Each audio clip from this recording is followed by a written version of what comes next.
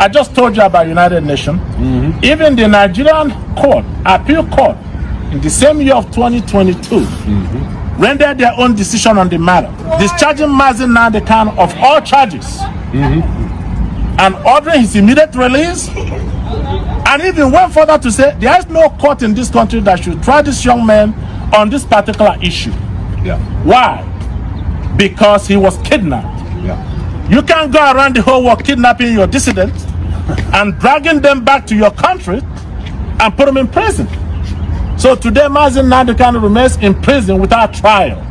It's called persecution before trial. Where was he captured? Kenya. Kenya. Yes. So outside of the country, was kidnapped, brought back into the country, tried by the very people who are guilty of offending him. Exactly. So the appeal court understood exactly what you said. Yes. That's why they say no court can try him, because they knew you cannot commit an offense against an individual and turn around to sit in judgment seat to judge the same person. It's like a rapist trying his own victim, or persecuting his own victim. That's exactly. You're the one that committed the crime. So my conversation with Bruce Fine this morning, he said that Mazi Nnamdi Kanu should be in a position to prosecute Nigeria for enforced disappearance of his person and extra renditioning him back to Nigeria. Blindfolded, brought back home. That is an international crime. And Nigeria should stand on trial, not Mazi Nnamdi Kanu. Onye, President of American Military Veterans of Igbo Descent, AVID. I'm here today with Rising Sons and ambassadors for self-determination. We're in the state capital to bring our concerns to the American folks that Nnamdi Kanu need to be released now. A lot of people have talked about him being unjustly incarcerated for nothing. He is not the problem of Nigeria. If anything, he's the solution to solve Nigerian problems. We're asking President Tinubu, just like we asked President Buhari, that got him in the first place, to release him. They have not done anything to anybody. On this note, we are reminding the world about what happened in January 2017, when inauguration of Donald Trump was celebrated in Port Harcourt, and the Nigerian government shut down and killed over 27 young youths of Igbo descent, IPOB young stars, for doing nothing but cheering up the president of their choice. This happened and nobody have been brought to account for that. We are asking that the government of the United States under Donald Trump, president, to look into that massacre, because it was democracy that was being celebrated, and those youths were happy, rejoicing that such a good thing happened, and the military went and killed them all like chickens. We continue to ask, what is it that you're holding Nnamdi Kanu for? And we believe, as a British citizen, the British government's hand is in it, because Nnamdi was discussing about the atrocities they're doing in Nigeria. They don't want any development in Nigeria. Everything that we are doing is what Nnamdi was preaching on, and everything he have said before have happened today, and it's still happening. The jihadis coming in to work for the British government and to be killing people, the Fulani herdsmen, the terrorists, and that's what they are, killing people, trying to displace indigenous people, trying to take their lands from them, land grabbing. We want the world to look into it, more especially the United States government. For one thing, if nothing is done, once these jihadis get hold of the southeast, the Christians that they're trying to exterminate, they will have hold of the sweet cool. And once that happens, the next thing will be to challenge the United States and even the Britain that is encouraging them to do their bad deeds.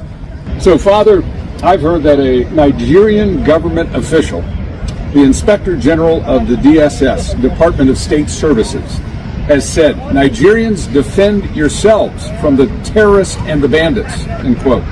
So, Father, as a minister of God, do you support self-defense, especially where it may lead to the killing of your assailant?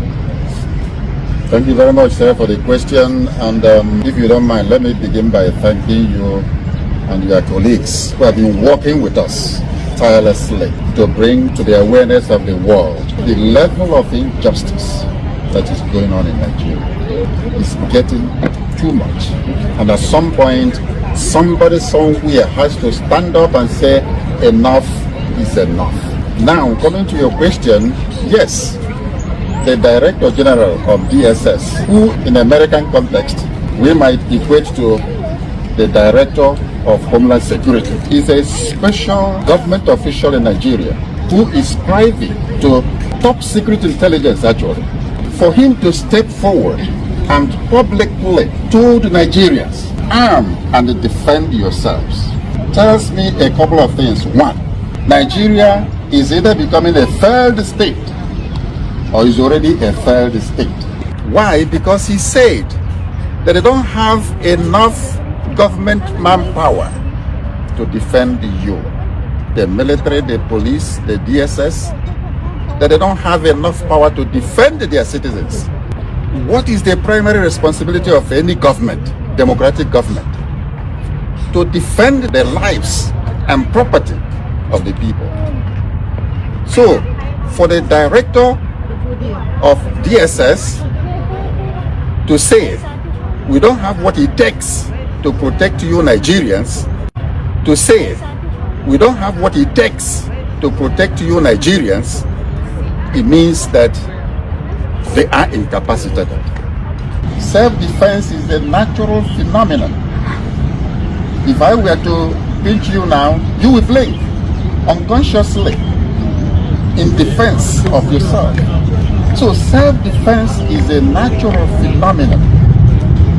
But in the context of the DSS, honestly, I wasn't expecting that we shall come to that level at which the common people are required to arm themselves and defend themselves. But guess what? It has happened. In other words, what it means is you're on your own. If anything happens to you, you have yourself to blame. Now, because self-defense is a natural phenomenon, I have never read about any law, moral law, Christian law, civil law, natural law that is against self-defense. None whatsoever. But you know what? Where you have a good government, you take it for granted that you are protected. And so it's not even a question of whether I support it or not, or whether it is legal or not. And then for the government to say, defend yourself. Now, we are taking self-defense to a higher level. The level of you have to do everything possible to protect your life. Your life is the most precious gift God has given you. Very, very precious. God has given us a precious life to take care of, and we should guard it judiciously. But what is happening in Nigeria is that a group of bandits, terrorists, have taken it upon themselves to be massacring people at will. They carry arms all over the place, unchecked, unhindered. And they are decimating ethnic groups in the name of herders, farmers, clash, rubbish. There is more to it. There is a hidden agenda. And that is ethnic cleansing and religious persecution. That is what has been going on. At this point in time, I will actually go the extra mile to advocate for self-defense. And people should defend themselves. And I'm asking my people, you cannot waste the life, precious life God has given you. You must defend it. Because there's no way. It has come to that. If the government tells you to defend yourself, defend yourself. That's what I will tell my people. And then I will ask our brothers and sisters in diaspora, especially here in America, who are from Igbo descent, Igbos here in America and Europe, organize yourselves, raise money, and make sure that your respective communities at home are protected. Have a very working vigilante groups, and make sure that your communities are protected. The time to pretend that everything is okay back home in Nigeria is gone and may never come back until that country disintegrates. Because honestly, a failed state, the only solution to a failed state is disintegration. To your tents, O Israel. Everybody should go and take care of themselves. From the local communities, maybe to the regional level. And guess what? This is exactly what Mazi Nnamdi Kanu has been preaching for more than 10 to 15 years. That these people are coming. These are mercenaries sponsored by the Fulani hegemony to decimate the rest of the ethnic groups in Nigeria. And the government has done little or nothing to stop them. And to our greatest embarrassment, or even being fair to them, they have now told us officially that there's not much they can do. So, Bruce Fein, as a constitutional lawyer and the International Council for Mazi Nnamdi Kanu, and you visited Nigeria many times. Your client has served over 5 years in prison. What is Mazi Nnamdi Kanu's current situation, and how has the current state of the Nigerian constitution and the rule of law affected Mazi Nnamdi Kanu's freedom? Well, thank you for that wonderful question.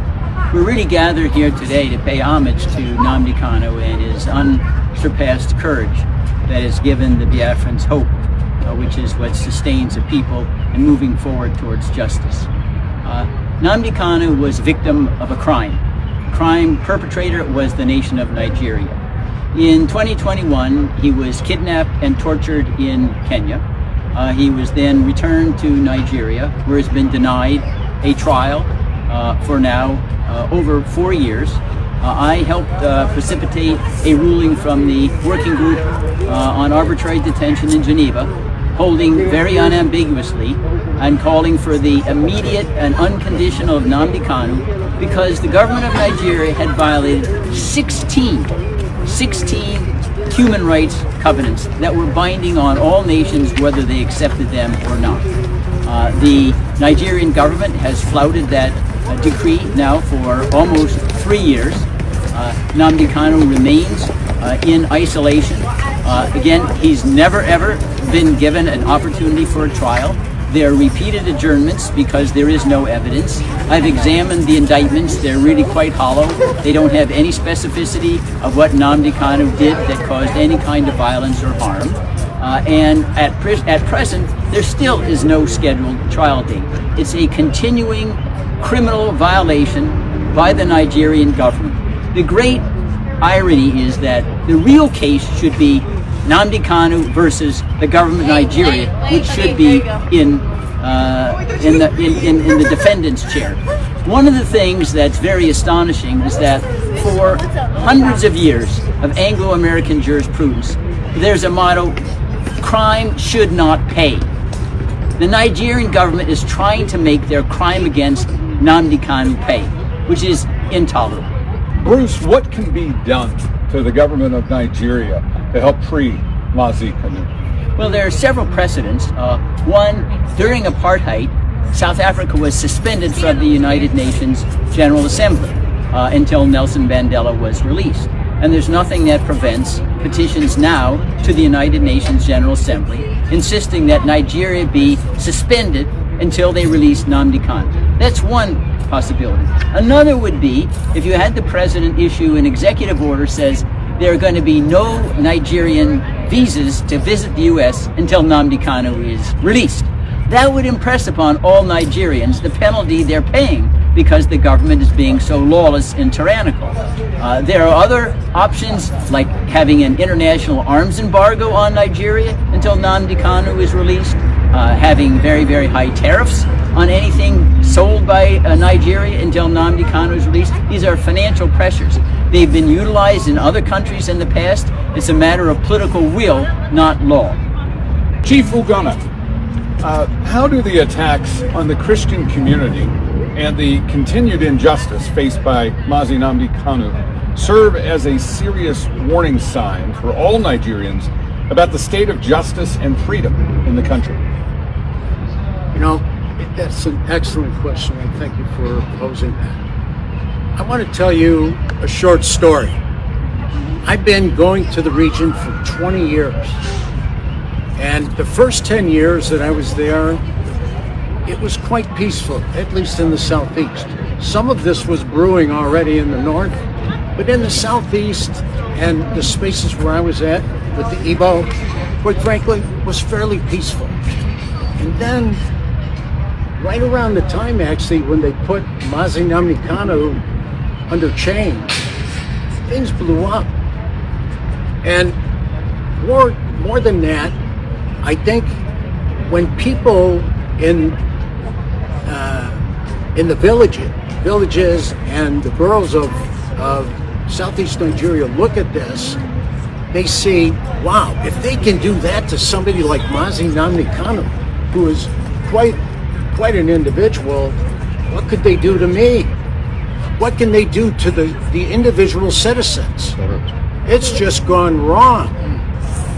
I'm telling you, and I've told the State Department here before, not from this current administration, but the previous one, that if in fact, if we don't do something about this, that place is going to implode, and we're going to end up with a pile of people coming over who will immigrate just to get out of the place.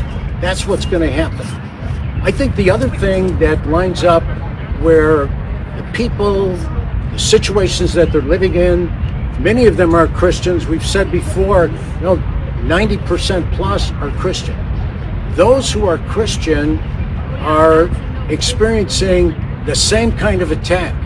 There's a group in Southeast Nigeria called Inner Society. And they're a data crunching kind of group.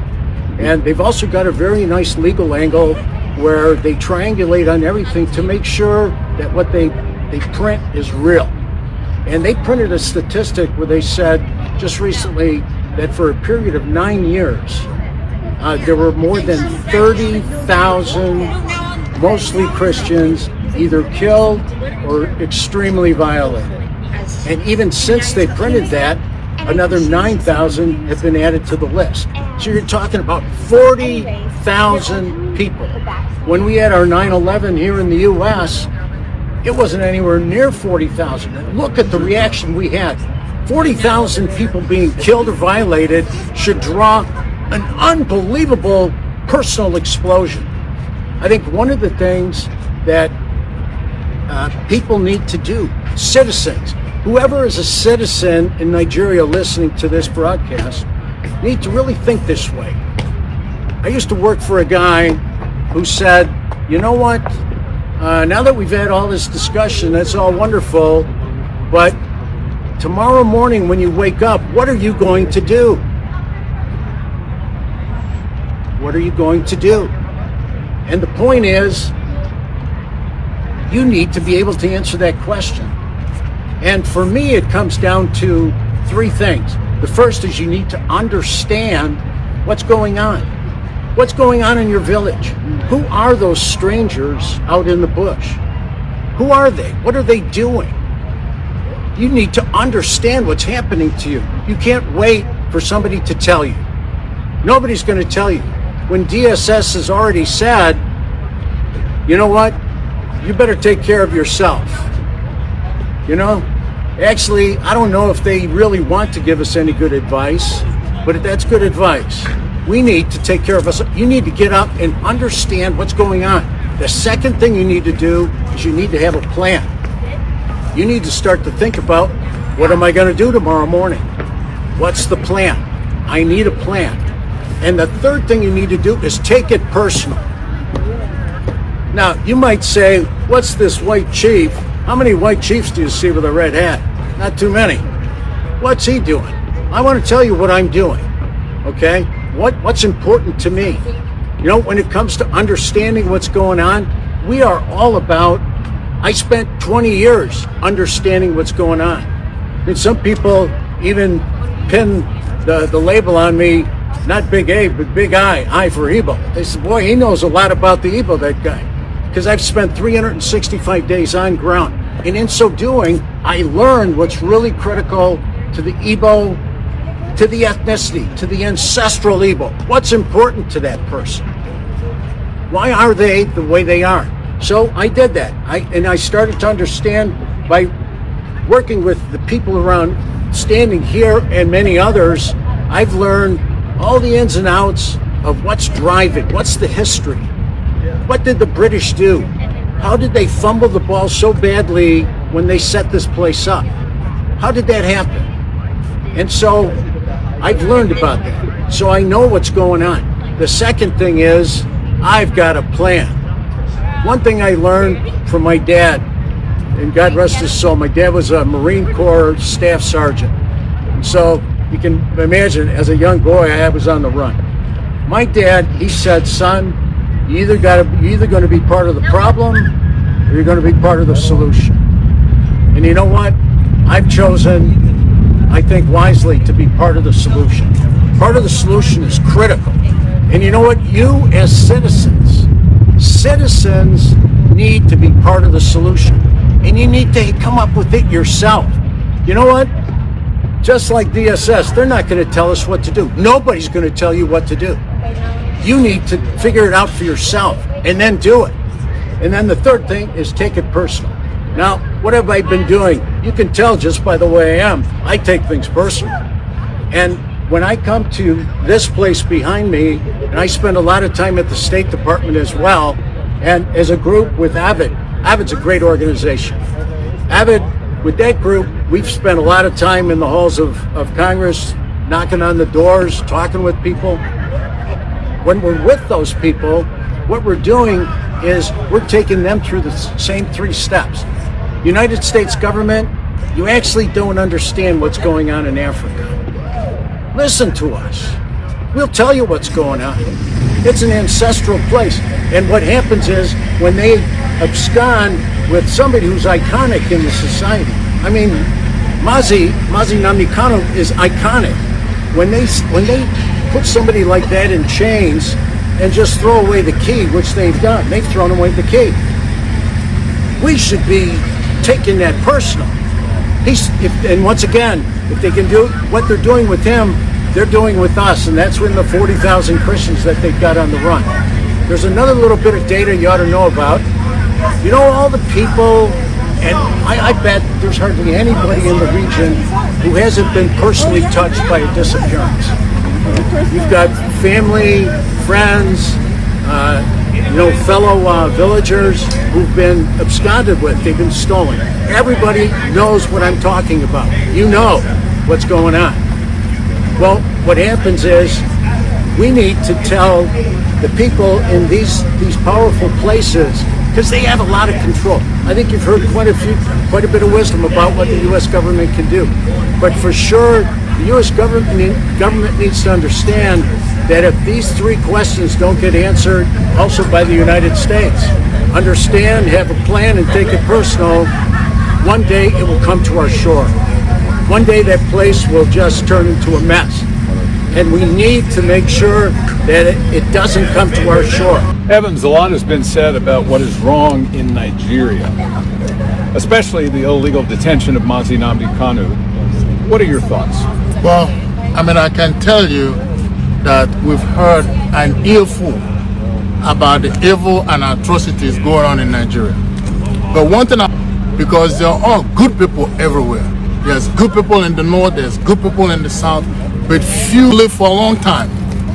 But evil will never live forever, because every evil has an expiration date. It always does.